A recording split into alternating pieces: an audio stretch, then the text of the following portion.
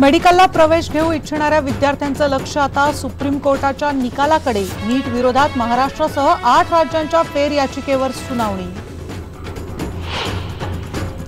बालभारतीच्या 6वी हिंदीच्या पुस्तकात सेक्युलरिझमचा नवा अर्थ, राज्यघटनेच्या प्रस्तावित धर्मनिरपेक्ष ऐवजी पंथनिरपेक्ष शब्दाचा वापर।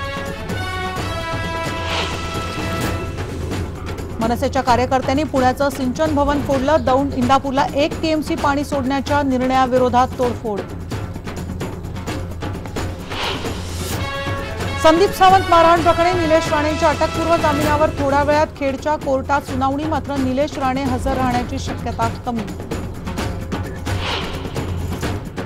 अबू जुंदालच्या शिक्षेसंबंधी आता 13 मे रोजी होणार निकालाची तारीख।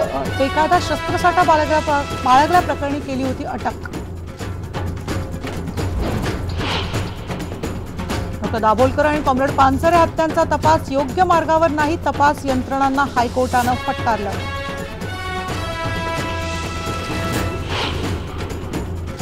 महाराष्ट्राच्या नकाशाचा केक कापल्याबद्दल श्रीहरी अणेंनी मागितली माफी। कोणाच्याही भावना दुखावण्याचा हेतू नव्हता, केलं स्पष्ट। मुंबईतल्या भागांचं नाव बदलणारे बिल्डर्स करतायत ग्राहकांची फसवणूक। खासदार अनिल देसाईंचा आरोप, मुख्यमंत्र्यांना लिहिलं तक्रारीचं पत्र।